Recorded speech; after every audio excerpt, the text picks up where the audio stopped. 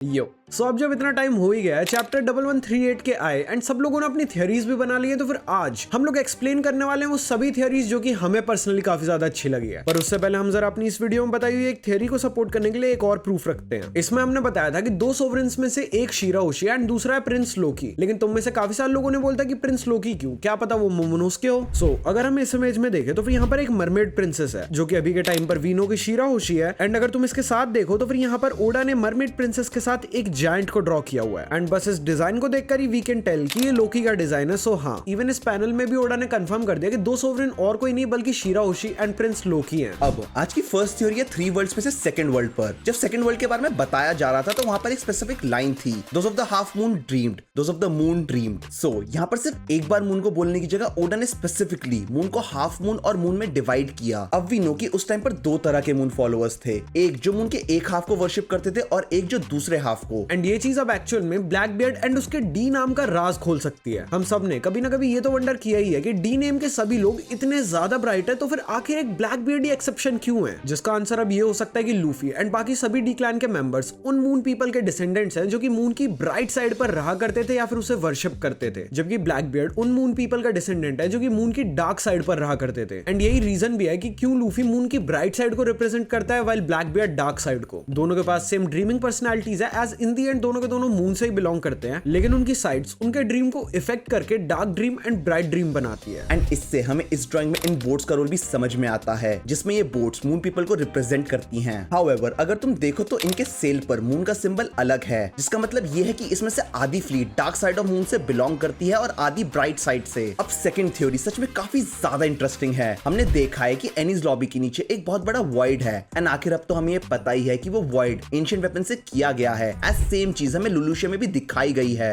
पर what if वो सिर्फ एक सेंटेंस हो? नाउ वी नो कि ये सुनने में काफी कंफ्यूजिंग है, सो लेट अस एक्सप्लेन। हमें पता है कि एंशिएंट सिविलाइजेशन काफी ज्यादा एडवांस थी, एंड मदर फ्लेम की वजह से हमें ये पता है कि उनकी primary source of energy fire थी। एंड अब इस ड्राइंग की तरफ देखो, इसमें यहाँ पर हम देख सकते हैं कि ऐसा लग रहा है जैसे कुछ मजदूरों से माइनिंग करवाई जा रही है, लेकिन ये कोई नॉर्मल माइनिंग नहीं है। इसमें ऐसा लग रहा है जैसे कि एक तरफ से काफी डीप अंडरग्राउंड तक मजदूर जा रहे हैं, एंड दूसरी तरफ से वो अपने हाथ में एनर्जी सोर्स ला रहे हैं विच इज फायर। अब इतनी ज्यादा डीप अंडरग्राउंड जगह जहां से की फायर लाई जा सकती है वो तो सिर्फ एक ही जगह है, विच इज अर्थ्स कोर, जो कि हमारी फर्स्ट लाइन को भी कंफर्म करती है कि within the earth there is flame. तो स्टोरी अब कुछ इस तरह से हो सकती है। एंशिएंट सिविलाइजेशन जो कि बहुत ज्यादा एडवांस थी, वो फायर को यूज करती थी as their primary source of energy, जिसका सबसे ज्यादा बड़ा एंड एफिशिएंट वे उनको मिला अर्थ का कोर। उन्होंने पहले एंशिएंट वेपन से एक जगह पर टारगेट किया एंड वहां ओशन में एक बहुत बड़ा होल किया, जो कि उनके लिए एक एंट्रेंस का काम करता है, जो कि ड्राइंग में ये होल डिपिक्ट करता है। उसके बाद उन्होंने इतनी ज्यादा एक्सेसिव माइनिंग कर ली कि अर्थ का कोर अनस्टेबल हो गया, एंड दुनिया में हर तरफ वोल्केनोस फटने लगे, जिससे कि the earth burned in endless flames वाली लाइन भी समझ में आती है। एंड इस ड्राइंग में क्यों पूरी जमीन पर आग लगी हुई है वो भी समझ आता है। अब इसके कॉन्सिक्वेंसेस ये थे कि कोर के अनस्टेबल होने की वजह से टेक्टोनिक प्लेट्स काफी ज्यादा तेजी से मूव करने लग गई, जिसका रिजल्ट ये था कि रेड लाइन बन गई, जस्ट लाइक टेक्टोनिक प्लेट्स के आपस में टकराने की वजह से हिमालयन रेंज बने थे। एंड अब इससे अगली लाइन भी कंफर्म हो जाती है कि इन रीजन से the earth god grew furious and with the hell flame serpent enveloped the earth in death and darkness, जो हम इस ड्राइंग में भी एक सर्पेंट को करते हुए देख सकते हैं। अब उस आग को बुझाने के लिए एंशिएंट किंगडम एक एंशिएंट वेपन से पूरी दुनिया में बाढ़ ला देता है, एंड तभी नोआ शिप भी बनाया गया था, जिसमें सभी लिविंग बीइंग्स ने उस बाढ़ को सर्वाइव किया था।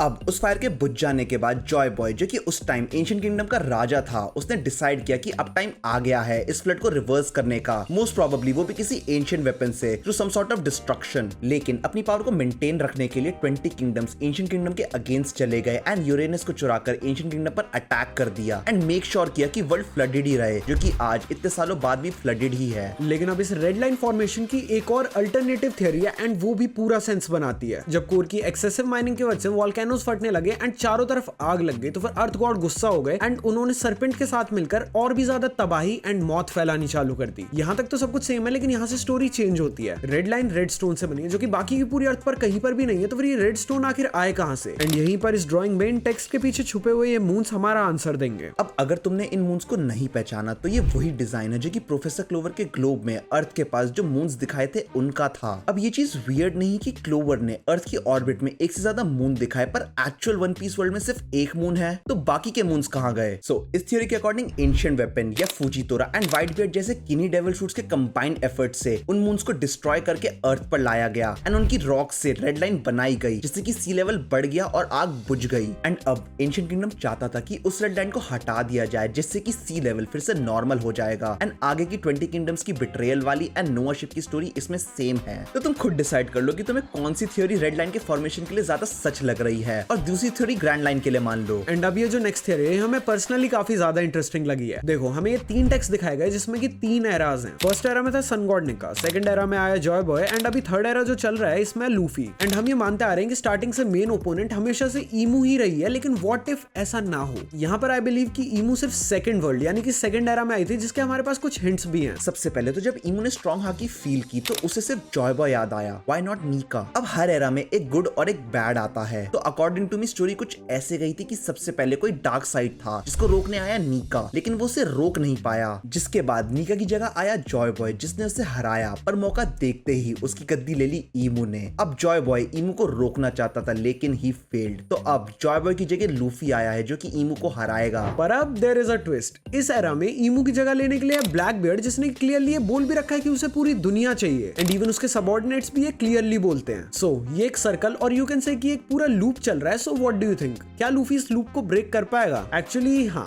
ये पॉसिबल है कि ब्लैक बियर्ड की गद्दी हथियाने से पहले ही लूफी उसे रोक दे एंड ये लूप को ब्रेक कर दे। क्योंकि अगर तुम इन तीनों टेक्स्ट को देखो तो फर्स्ट 2 एरा के नीचे लिखा है कि they could not meet again, लेकिन अब थर्ड एरा के नीचे ये चेंज हो चुका है। यहाँ पर लिखा है कि they will surely meet again. अब यहाँ पर एग्जैक्टली क्या बात चल रही है वो तो कोई भी 100% कंफर्म होकर नहीं बता सकता एक्सेप्ट ओडा सेंस से, लेकिन ये चीज कंफर्म है कि इन टेक्स्ट के अकॉर्डिंग थर्ड वर्ल्ड पिछले 2 वर्ल्ड के चलते हुए लूप को अब ब्रेक कर देगा। अब ओडा ने हमें इतना सब कुछ बता दिया है, लेकिन स्टिल वो अभी भी कुछ छुपा रहा है। इस ड्राइंग के सामने फ्रैंकी एग्जैक्टली बीचों बीच खड़ा है, जो कि देखा जाए तो बिल्कुल नॉर्मल है, लेकिन अगर तुम सोचो तो यहाँ पर फ्रैंकी कुछ ज्यादा ही जगह कवर कर रहा है। अब यहाँ पर कोई और भी कैरेक्टर हो सकता था, पर फ्रैंकी को रखने के पीछे का रीजन ये हो सकता है कि फ्रैंकी अपने बॉडी साइज और हाइट की वजह से ज्यादा एरिया कवर कर सकता है। ये पेंटिंग का सेंटर है जहाँ पर की बहुत ज्यादा इंपॉर्टेंट डिटेल हो सकती है, जो कि ओडा अभी हमें दिखाना नहीं चाहता। सो तुम्हें थियरीज कैसी लगी वो जरूर बताना कमेंट्स में, एंड अगर हम कुछ मिस कर रहे हैं तो वो बताना। वी होप तुम्हें आज की वीडियो अच्छी लगी होगी। अगर अच्छी लगी तो वीडियो को लाइक करना, एंड अगर नए हो तो फिर चैनल को सब्सक्राइब कर लेना। बाकी हम चलते हैं एंड मिलते हैं अगली वीडियो में, तब तक tata bye bye good bye sayonara, love you all,